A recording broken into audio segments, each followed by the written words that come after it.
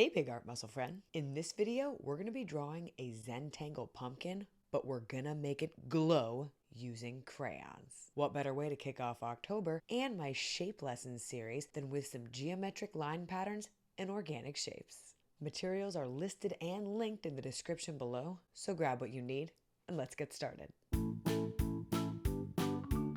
One note before we begin. Because shapes are made of lines, this lesson is a great transitional project from my line lesson series to my shape lesson series. I've linked my line lesson playlist down below, so if you're curious about drawing lines and patterns, check that out before you start this series. And without further ado, let's draw some patterns, make a pumpkin glow, and build our art muscles. We're going to start this project by drawing an organic ovalish shape. Looks kind of like a potato. For positioning on the page, I like to leave room for the stem later, so I do 3 fingers at the top and 2 fingers at the bottom, and I make a little mark. This way I'll know where my shape starts and ends.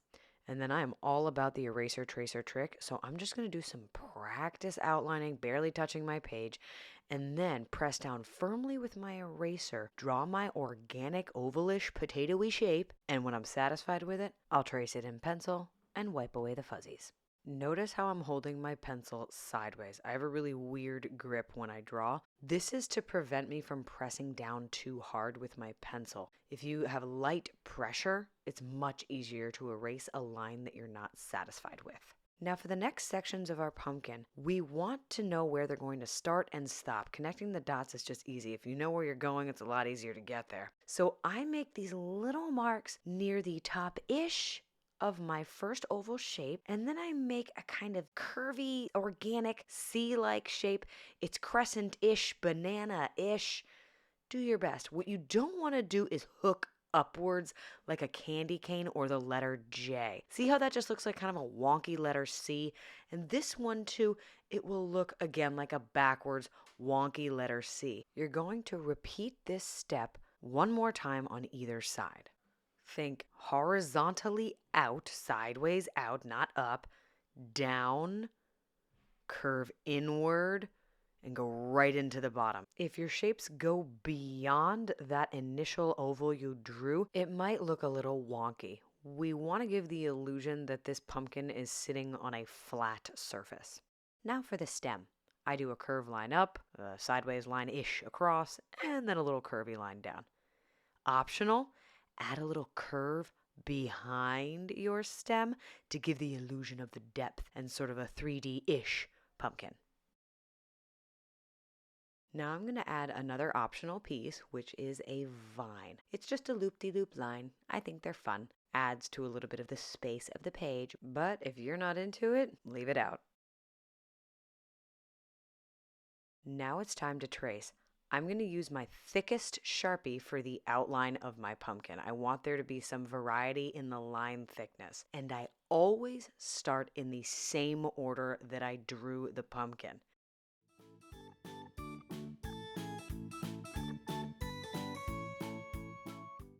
I want to make my vine look a little more ribbon-esque instead of just a straight line. So wherever there's a curve, I'm going to echo it with a smaller Sharpie.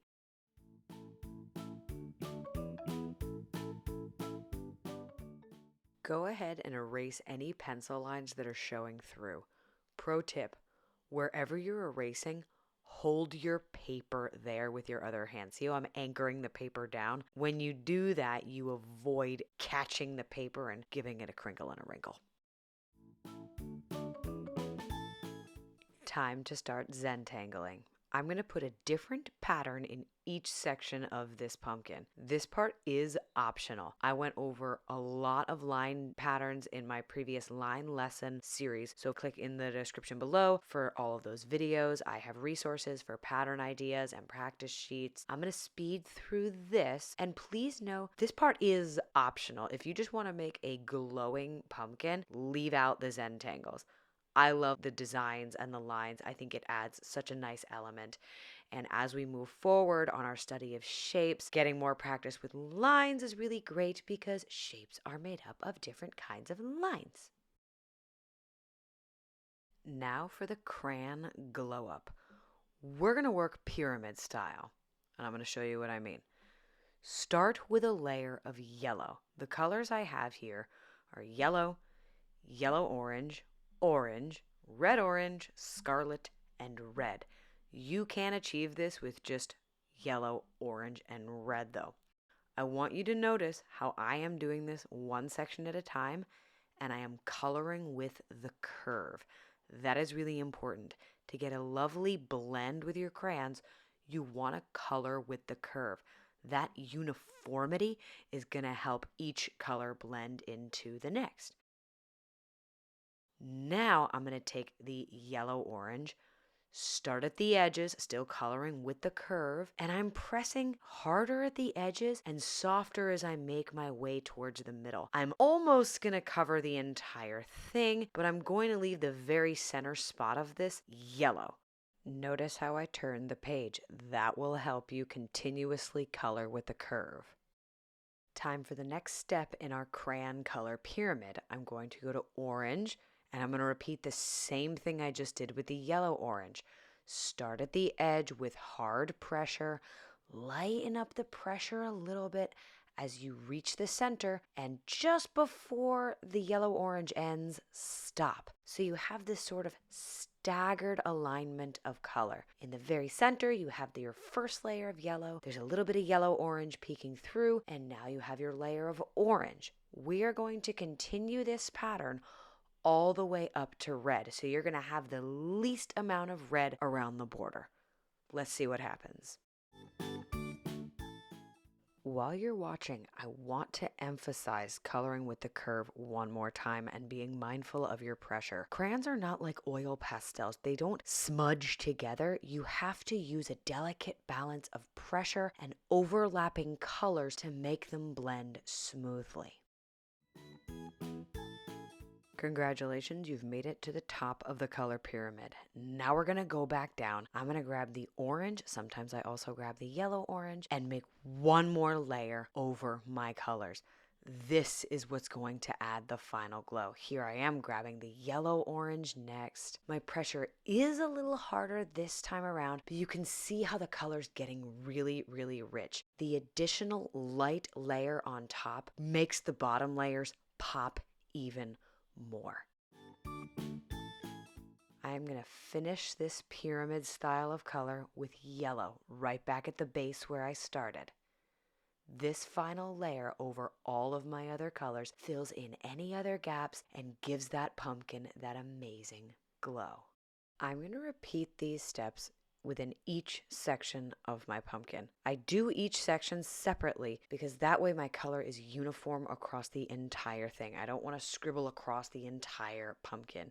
Notice in the creases of the pumpkin where each section ends, how dark and rich those red and red-oranges are. That's what helps give us that amazing glow, the contrast between lights and darks. But notice on the two sections at either edge, I left the very edge of it the lightest, that bright yellow. So my gradient, my blending only goes in one direction. I'm going to repeat that light to light style of coloring on the stem and the vine. For the stem, I'm using a peach and brown, and for the vines, I will use a yellow-green and a dark green. I feel like crayons are sometimes really underrated. No, they don't start off as bright and smooth as some markers, but there's little mess. You don't have to worry about the ink drying up. When they break, they still work. And if you're patient with them, if you learn how to layer your analogous colors, colors that are similar to each other, next to each other on the color wheel, if you learn how to adjust your pressure from light to more intense, harder, you can make some of the most glorious, or glorious if we're getting punny, because obviously, you really can make some of the most awesome artwork with this simple material. I mean, look at this pumpkin. That's a beautiful pumpkin right there. And you can choose to use a different set of colors. You could do this all with cool colors. You can do it with just any analogous color on the color wheel. You're not going to go wrong if you learn how to layer and blend with your crayons. You heard it here. I am a crayon fan.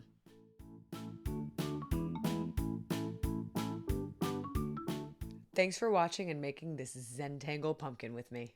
Crayons are magical. And if I speak in a slow voice, I've been told I say crayon weird because I say crayon instead of crayon.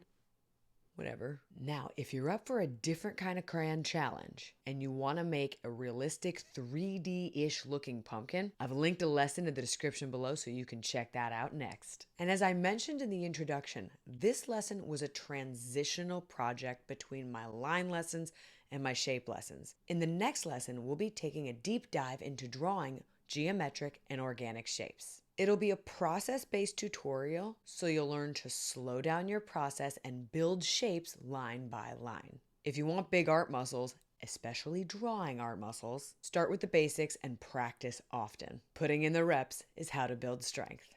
Until next time, happy creating.